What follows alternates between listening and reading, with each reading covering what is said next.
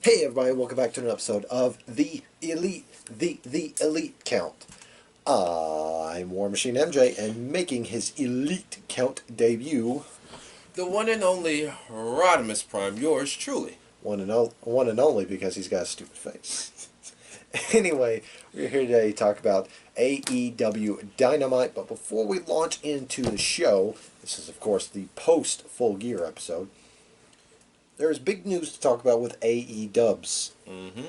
Apparently, at the end of every year that AEW is running, they're going to reset their win-loss records. And I like that they're doing this, and I like the fact that they're doing the win-loss record because it actually goes to show that wins and losses matter, unlike a certain promotion that we won't name.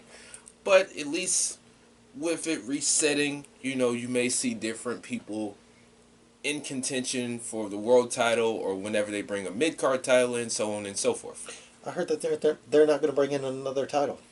What? Sorry, I kept stumbling over my words. Yeah, I heard they're not bringing in a third title. Huh. Yeah, Tony Khan confirmed that. Because he doesn't want to have it littered with belts like WWE does. Understandable. Understandable. Even people have said that NXT has won too many belts. Yeah. For example, I see MLW, they're starting their own women's division, so they're starting to litter with more belts because they've got at least 3 or 4 belts in the play right now. Yeah, but NXT, they at least make the North American feel important. Yeah. It's not like the Intercontinental Championship, which goes on hiatus every so often. Yeah. Or New Japan, they're another prime example. They're littered with belts. Okay, now that is littered with belts because they're one promotion that runs X amount of shows per year. Yeah. And those belts make an appearance on every show. Yeah. Especially like the big shows like Dominion or Wrestle Kingdom. Those titles are going to be defended, and even probably some of the like minor shows. But that company is just flooded with championships. See, they've got the Heavyweight Championship, the Intercontinental Championship, the United States Championship, the Junior Tag Team, the Heavyweight Tag Team, the Never Open Weight, the Never Open Weight 6-man, and for bonus points, the Rev Pro. And then you did mention the Junior Heavyweight Championship, right? I forgot about the Junior Heavyweight. My bad. So that's 9 belts. 9 belts. That's a lot of titles. So, I mean... Old IWGP 9 belts. Yeah. That rolls off the tongue. Anyway, the point of this story is the wins and losses will be reset when we enter 2020 or 2021. Like Les Champion, who has had a near-perfect run, will go into 2020. Maybe champion, but not undefeated. Yeah. So, like we said, it's a good thing that they're actually doing this win-loss record because some people were kind of meh on it, but, at least they're making it relevant to where wins and losses actually do matter, in which they should. And it keeps the playing field very, very fresh. Yes. Because they've also introduced a ranking system. Now, I do like that. I wish WWE would do that. Instead of just like, what? I did that once. I don't remember. It was during Daniel Bryan's tenure as SmackDown GM. Oh, The SmackDown Top 10, which served absolutely no purpose. Or remember when TNA did that? I think they did it for like maybe a year or so, and then it just fell off the... Only one I remember is the Bound for Glory standings. Now that you bring it up, I do remember when they did that. Because the SmackDown Top 10... Oh, that was so bad. I'd take that back. Oh, that was so terrible. Served absolutely no purpose. That was around for 2 weeks and fueled one tiny feud. Oh, I'm so glad you brought that up. That top 10 ranking was garbage. And you know who that feud was? I'm gonna let you guess on that one. I don't even remember. It was Randy Orton and Bob Roode arguing over why Randy Orton was voted number 4 and Bob Roode was number 6. Oh man! Oh I God! I'm so glad I don't remember that. I may have had my numbers wrong on that one, but I remembered that was specifically what that Weren't was they built for. feuding for the U.S. Championship? Too? No, not even a United States Championship. It was the stupid rankings because Orton was ranked higher than Bob Roode. I'm so glad I don't remember that. Oh, it was garbage. That you know what? I take back what I said. WWE should never do another ranking system because that shit did not even last for a cup of coffee and a donut. Absolutely not. Oh my god. Now, let's move on to something better. Much more interesting. So, we kicked off AEW with a video package of all the official matches that happened at Full Gear. Mm-hmm. They did not take any time to focus on, the lights out match during that video package. No. They then threw it to a separate video package for the lights out match, and basically they had Kenny show the wounds of war. He had a black eye. He had all sorts of cuts and contusions on his back. His back just looked terrible. His back looked like a damn battlefield. Jesus Christ. And the trainer said, "You're not cleared for this week." Yeah. Kenny then asked him, he's just like, "Well, what about Mox?" And he's like, "Well, Mox is banged up, but he's cleared." So Kenny's dejected, has to take a week off. Michael Nakazawa's there, and all he could say is, "I'm sorry." And they showed Riho too. And Riho, yeah, she was standing there as the camera panned over and faded out. Yeah. So they did mention that Michael Nakazawa is the training partner of Kenny Omega. Yeah, and he's a teammate. He teamed with Riho, I think that was. Who, Kenny? It was either Kenny or Nakazawa. No, it was Kenny because the last couple shows in Japan, he's been like her partner. Okay. So, yeah. Anyway, speaking of Michael, well, I was going to do the Nakazawa thing, but yeah, he was in game mode as he took on the Paradigm Shift, John Mox. Yeah, now I did mention Nakazawa and that damn baby oil, but... Yeah, as soon as the bell rang, he pulled out the baby oil and was holding it up like this and just chucked it. And while almost called him Omega, while Mox looked at it, Nakazawa caught him with a sucker punch. Yeah. And for about a minute or so, he had all the offense. Yeah, until Moxley basically put him away. This match wasn't even long, probably like not even 2 minutes. Moxley hit him with the Paradigm Shift. 1, 2, 3. That was it. He got on the mic. He said, "You know what?" Well, at first he said, "Did that count? Did that count?" Oh, yeah, he said, "Wait a minute. Did this count?" Oh. And then he got on the mic. He said, "There's not a person in that locker room that can step up to me and say that I'm not the baddest person in this roster. I am going to take everybody out that AEW puts in front of me. So anybody want to step up, bring it on." Yep. And next we had tag team action as the Dark Order took on You put Jurassic Park. I sure did. They're Jurassic Express. Damn it. You dummy. They took on Jurassic Express. My bad. Yeah, the team of Marco Stunt and Jungle Boy. Marco Stunt looks ridiculous with that mask. I'm sorry. Like I said, he looks like Drake Maverick when he tried to be I almost said EOP. AOP. Oh my god. Now that was terrible. Who came up with that idea? Because everybody short looks funny in big clothes. Oh wait, it's such good shit. It's such good-ish. Anyway. Nobody likes that cowboy-ish. Well, we like this ish right here. Anyway, as hokey as Dark Order's gimmick is, they're a damn good tag team. Yeah, now, we were talking about it during the match.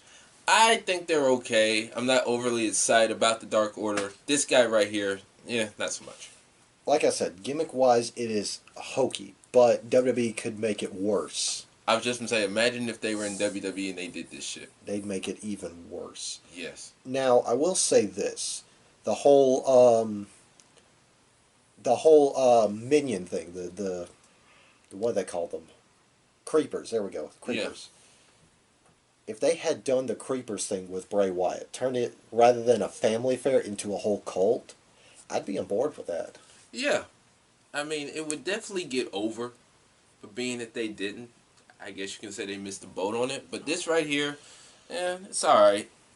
The Dark Order picked up the victory, however. Afterwards, Evil Uno got on the mic and basically congratulated Marco Stunt for stepping up. Yeah. And told him, you could be so much better if you join me. And he pulls out a creeper mask. Mm-hmm. Of course, Jungle Boy stepped in. He's like, no, he's on my team. He pulls up the Minisaurus mask. Yeah, and they got beat down by the creepers, and the rest of the crew was trying to lay waste to what was left of Jungle Boy and Marco Stunt until Luchasaurus popped up. Yeah, and the crowd was chanting Luchasaurus, and the crowd, that whole building in Nashville came unglued when he came out. He took out the creepers one by one. Well, the first one charged at him. He met him on the stage, pressed his boot to his chest, and stomped him out. Yeah. Second one ate one vicious headbutt. Yeah, like he jumped off the top rope and he just got headbutted. That's why I said I hope he has some aspirin nearby, because that looked nasty. And then the last three creepers that were standing in front of Evil Uno and Stu Grayson basically formed a line that Luchasaurus took out with one roundhouse kick. Yep. Then as Evil Uno was retreating, Stu Grayson, stepped up, caught that fade, got put down and out. So yeah, Jurassic Express, stand tall. Yeah. So the crew is back together. The trio is one once again. Yeah. Next we had triple threat action as the chairman, Sean Spears, took on... Oh, I'm sorry. Oh, I was going to say he was accompanied by Tully Blanchard and his turtleneck. Hey, don't mock that man's turtleneck like you did earlier. He'll rip out your tongue. Yeah. He probably would do that. Anyway, they took on the librarian, Peter Avalon, who took on Darby Allin. One of my favorites in All Elite Wrestling. Oh, Darby Allin is so good. Yes. Yeah, the match kicked off with a stare down between Spears and Allin.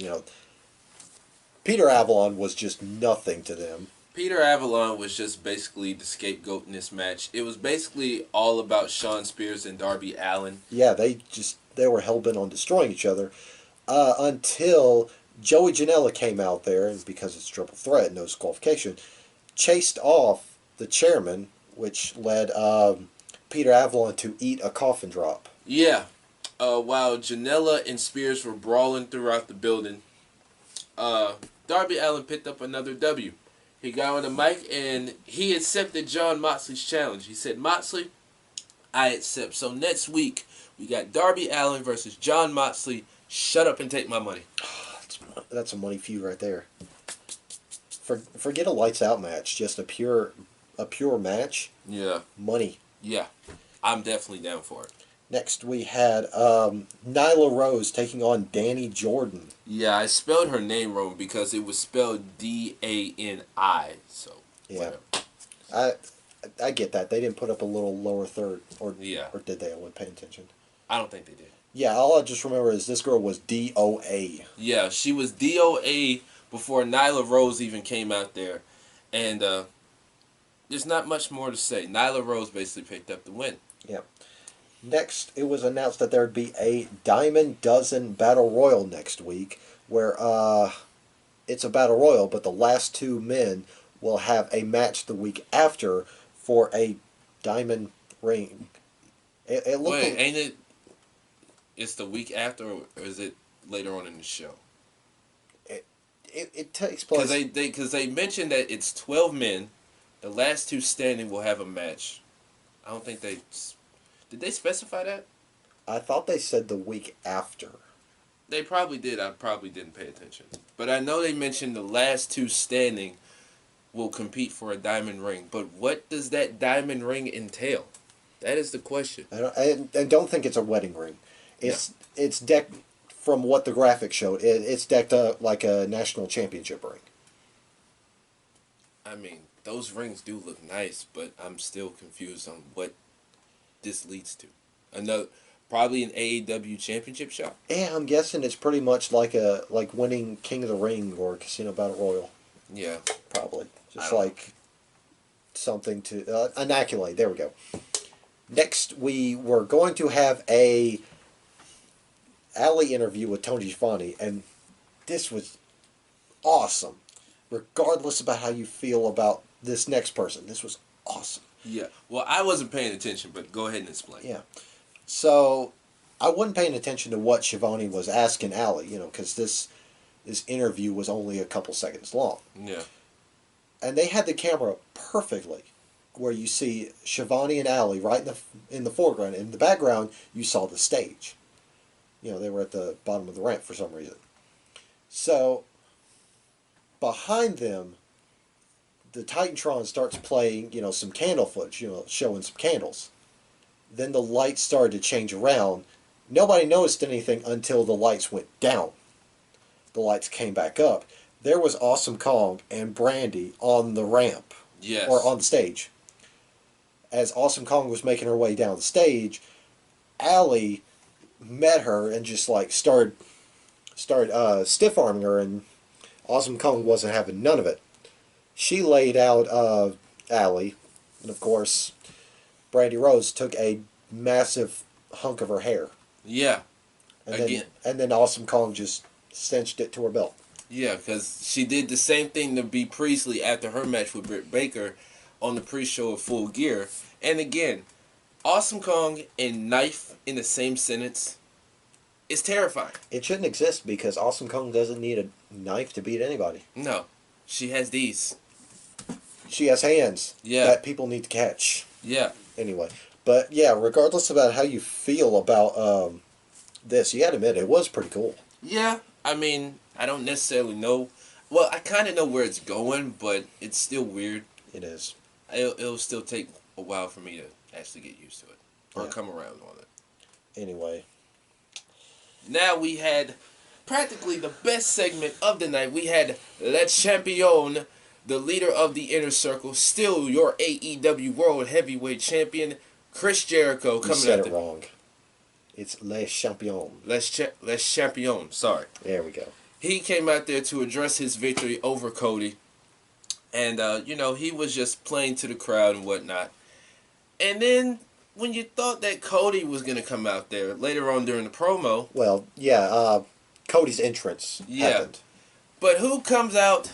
MJF. And I thought to myself, I said, okay, they're going to play Cody's music. MJF comes out there, and the crowd just showered him with boos. He gets in the ring. He said, I'm going to address you later. But I want to talk about Cody. Because Cody is vindictive, he's a liar, and he saw a nice kid like myself and basically tried to use me. Yeah. He said he was going to be my mentor, keep me under his wing, but he tried to keep me under his thumb. Well, your thumb ain't big enough to keep me down, pal. Yeah. And he was just going on and on and on about Cody. And like I said, I'm looking forward to this rivalry. And then the promo went from intense to absolutely hilarious. Yes, because he said, a little birdie told me Christopher. He called him Christopher. He said that a little birdie told me that you wanted me in the Inner Circle. Well, a little birdie told me that you want to join the Inner Circle. Do you want me to join the Inner Circle? You want to join the Inner Circle? Do you want me to join the Inner Circle? It's getting repetitive. It just went back and forth. Like, what's that they said? We know who's the bad guy in all this situation? Well, they played about even more because, MJF said, I'm a big fan of yours. I've always been a big fan. Then Jericho said, and this was great, he said, well, your parents probably got horny watching me put away Juventud Guerrera on WCW Saturday night, and then you popped out. Yeah. And that started a big-ass Hoovy chant. And he was like, who the hell is Hoovy? Just Google it, kid. Classic stuff. Classic. And then later on, Cody comes out there. Well, get back to what you were saying earlier. Oh. Yeah, they were going back and forth about you want to join, I want to join. You want to join, you want to join. Yeah. And they go, you know who's the biggest asshole? Cody Rhodes. Well, they do it on 3. Yeah. Yeah, it's just, you know who's the biggest asshole? Cody Rhodes. That was awesome. This whole segment was the best segment of the night. Later then, Cody comes out there. Well, almost immediately he comes out there. Yeah, 8 stitches on his head and all. A bruise right underneath his eye. Yeah, and then people telling him, no, don't go. Even QT popped out there, tried to hold him back. Yeah, and I think they said he has bruised ribs too. Yeah.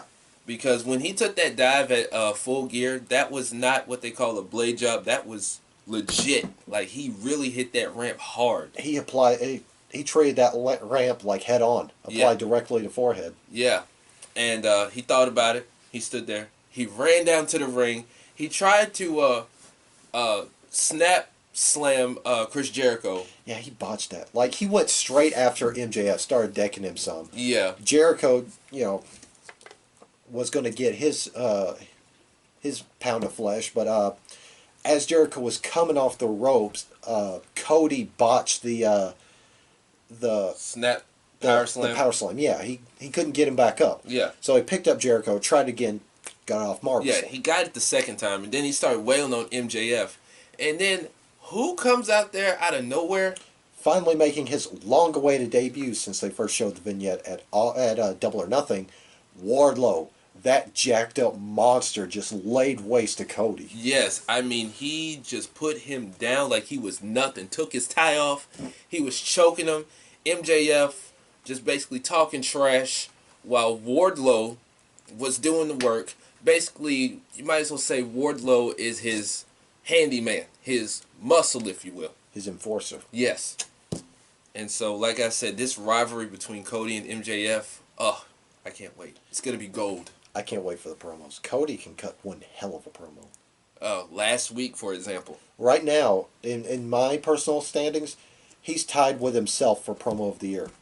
Yeah. Because I don't know which one's better. His promo about Jericho or his promo about putting down Dustin. It's up there. Both are up there. They're both really emotionally charged. Yeah. Anyway, yeah. Don't know if MJF has joined the Inner Circle yet or not. Yeah. You know what? Me and a coworker were talking about that, and I wouldn't mind MJF in the Inner Circle, even though I wouldn't say he's necessarily needed, but I think he'd fit in the Inner Circle. He'd fit, but I feel like he would make Sammy Guevara completely obsolete. Yeah. Because they're both that young prick, acting kid. Yeah. But MJF is so much better at it than Guevara is. Because Guevara is that kind of prick kid who's just going to, like, backhand compliment you or just, like, talk trash about you behind your back. Yeah. While MJF is like, I don't need that. I'm going to tell you right what I think to your face. Yeah. And he's going to wait to see what you're going to do about it. Yeah. So that's pretty much how that went down. Next, we had a Full Gear rematch for the 4th time between these two? In an AEW capacity? Yeah. 3 times. 3 times, okay. Officially, it's 4 times. Yeah. Pac versus Hangman Page. Yet another fantastic match, and we didn't get that classic Pac staple that I didn't notice until now. Pac likes to throw people in the barricades every match. Yeah. Oh well. Didn't get a single barricade throw, but this was a highly charged match. They just aimed to beat the absolute ish out of each other. And you can tell that these two have perfect chemistry when they get in the ring because every match that they've had is just fantastic. It was a bang-up match. Anyway, in the end, Pac put away the Hangman with a Black Arrow Brutalizer combo, and he locked that thing in deep, didn't even let go when he won the match. Yeah, and referee had to literally snatch him off of Hangman. So, the bastard getting a victory there. And then... they cut right to backstage. Moment of the night. Take it away. It was a backstage brawl between the Young Bucks and the Proud and Powerful, Santana and Ortiz. They were brawling in the garage area. Matt Jackson, I believe, hit a power slam on Ortiz. Yeah. Put Ortiz through a catering table while Santana jumped off of a forklift. Yeah, and did a dive, and he and Nick were battling all the way to the bathroom until who was in there? He threw Nick into the bathroom door. Bathroom door popped open with Orange Cassidy just standing in the bathroom. And it was just one of those moments where Santana was just like, "Oh, I'm gonna go finish beating him up. I'll just let you stay over here. My bad, bro." He slowly closed the door, then went back to Just throwing the hands. look on his face just made it perfect. He looked like he caught somebody using the bathroom. He's like, "Oh, Or my bad." or he just walked in on somebody, or like he was at a party and just walked in on somebody doing it. Yeah. Yeah. Anyway, yeah. All four men are brawling. They make their way to the stage where